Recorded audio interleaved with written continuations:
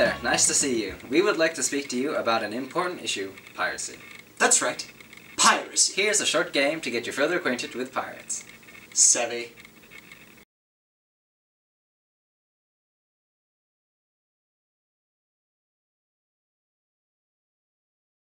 So, which one is the pirate? If you guessed me, you are wrong. He's the pirate. Wait, I'm the pirate? Yes, you're the pirate. An internet pirate. Whatever do you mean, sir? I mean that you have been illegally downloading music off the internet. How is that possible? Why don't you tell me? Oh, all right, you got me. I'm the pirate. Aha! As you can see, today's pirates don't have eye patches and pegged legs. They are simply normal people who have access to the wonderful world of the internet. In fact, you could be a pirate. Hey, you can't just accuse anyone of being a pirate. Well, why don't we find out what internet piracy really is, shall we? No. 'Twas a rhetorical question. Internet piracy is basically a form of digital copyright infringement.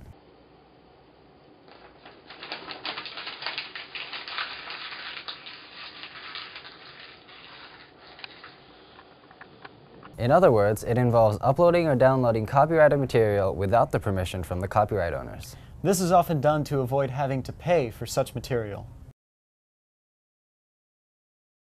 Although piracy is illegal, many people do it anyway because the government can't possibly monitor every internet connection.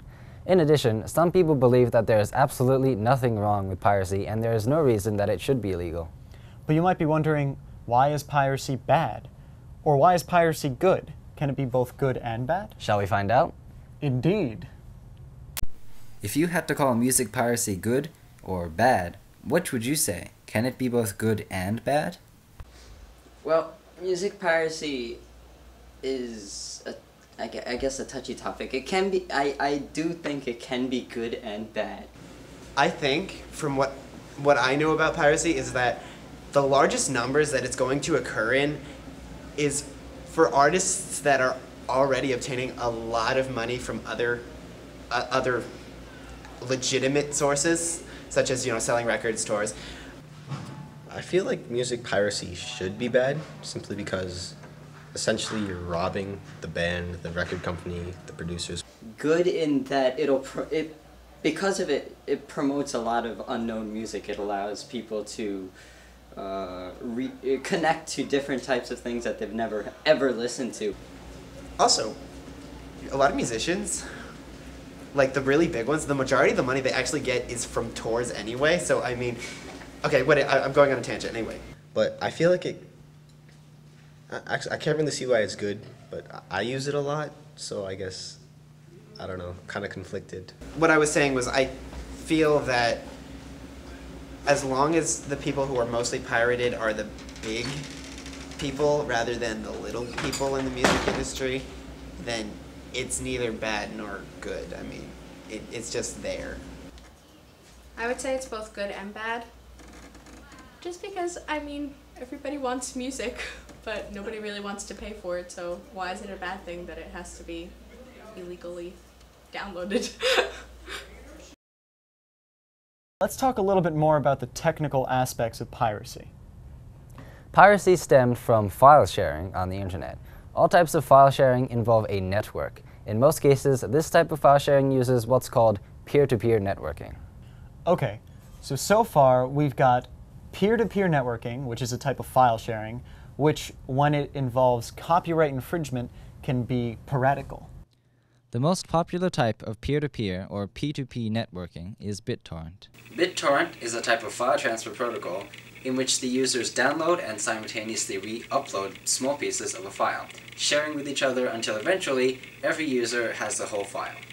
Because BitTorrent is amazingly efficient in sharing files of all sizes, it is a very popular method of piracy, and it also makes up a very large percentage of internet traffic. But just because you're using BitTorrent, it doesn't necessarily mean you're breaking the law. All BitTorrent does is fragment a file and send it in pieces. You can do this with any file. Arrgh! Shut up. Anyway, BitTorrenting requires the download of a BitTorrent application. Some popular ones are BitTorrent, which is an application that shares the same name as the protocol itself, eMule, uTorrent, Kazaa, and until recently, LimeWire. Some of these applications, like LimeWire, are well known for a lot of piratical downloading, while others like uTorrent are innocent BitTorrent apps, though they may be used for evil. What are the dangers of BitTorrent? BitTorrent applications may come with malicious software or malware without the knowledge of the user. The most common type of malware is adware, which is software that will automatically play advertisements and pop-ups on your computer. Adware is basically harmless but extremely irritating. Another type of malware is spyware. Spyware is just what it sounds like. Once present, it can collect information about a user's computer, allowing the creator to use that information in an often malicious manner. What's dangerous about spyware is that it is often difficult to detect. So the point being, torrenting can be dangerous to your computer, if not illegal. But why is this important? Well, it's pretty obvious that with tons of internet users distributing music using protocols such as BitTorrent, quite a bit of revenue is lost. But who is losing the money? Well, the artist, of course, and also the record company. The amount of royalties that an artist gets per record can vary, but you can be sure that they're not getting anything for any album that is BitTorrented, at least directly. Wait, what do you mean directly? Well, let's take a look at what some people have to say about that, shall we? Do you know anyone who has been directly affected by music piracy, either in a good or bad way? I know a lot of pirates. I know multiple people who are affected by music piracy in the sense that they are pirates themselves. Not really. No.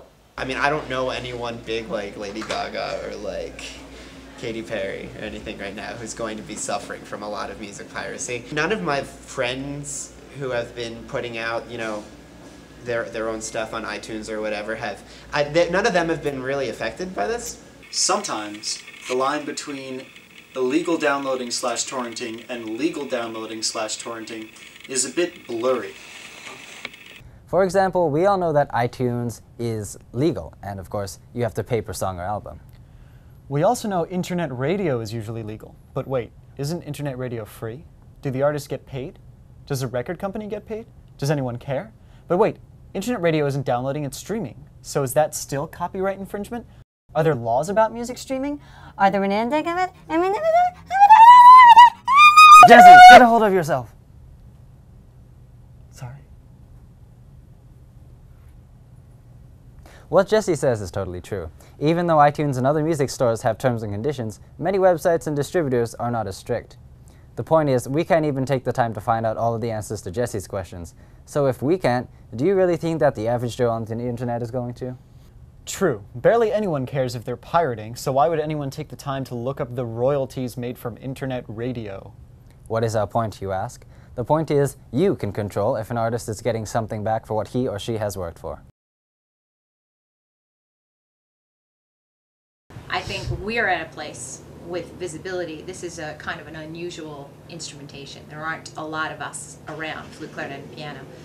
And we're trying to promote. So for us, people taking stuff, links, and taking a video off YouTube and sending it to their friends, I don't really have a problem with that because the things that are on YouTube are things that we've put up, and I don't have a problem with it. If it's something I put up, the only thing I would have a problem with is somebody came to a performance, taped it, and then took it and put it out there and tried to sell it or did anything with it. Overall, just, I had mentioned this in another question, but if you look at the numbers, if you look at something like Nielsen, like SoundScan, and the numbers of physical sales down over the past 10 years or something like that, the numbers are staggering. And then if you go a step further and compute, stuff like the, just mechanical royalties lost to musicians, associated with those album sales. Again, numbers are, it's a huge amount of revenue that's lost. Maybe we should compartmentalize this conversation by saying, are you talking about scores, sound bites, whole performances, videos? I mean, you could initiate a discussion on all of those areas. Yeah. So, I think probably the two areas that have most commercial implication is entire performances that somebody may wish to download for their own enjoyment and maybe even make copies of for friends or relatives, and perhaps PDFs of the compositions themselves. Now, here's the other side of the question. Are there positives that are, associated with piracy or, come directly from piracy? The answer is yes. With the sort of proliferation of cheap recording and with, just with the accessibility of the internet in general, the marketing has become much more what we would call direct to fan. And it's we've eliminated a step between, between the musician and the consumer. What about independent artists? Meaning? Well, an independent artist is an artist that is not signed with a major record label. Therefore, an independent artist has much more control over the amount of money they get from record sales and shows. However, without a major record label, an independent artist might get much less publicity. Why is this important? Well, for an independent artist, it might be less important to them as to whether someone pays full price for an album, don't you think? But wouldn't they care more? Well, why don't we ask a few?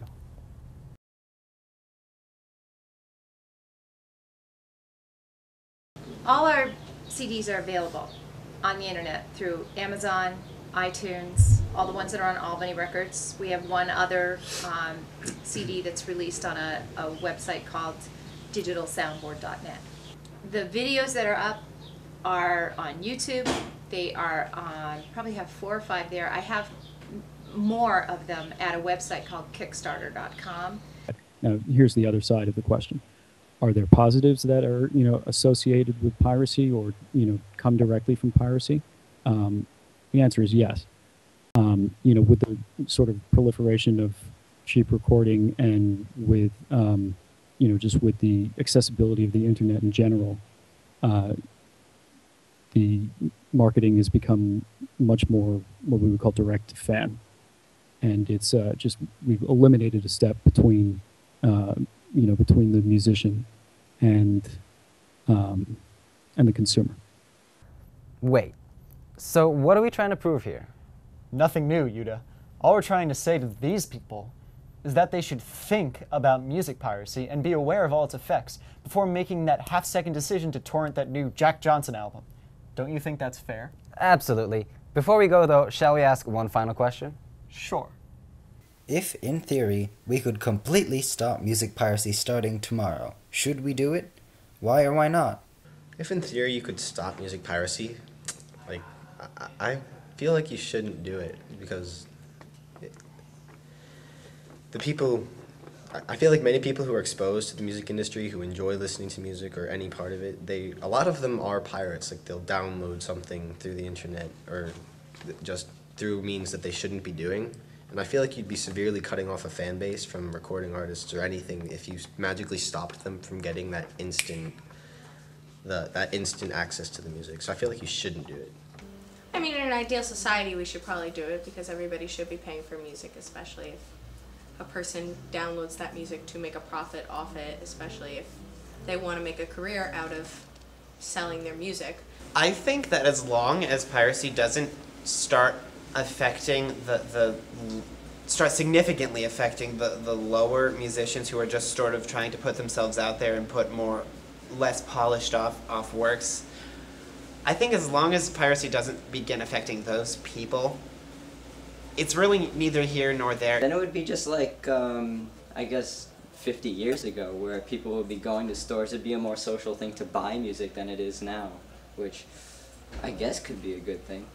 If people remembered what happened before this magical takeaway, then it might be a bad thing, but hey, it could be good. What do you think?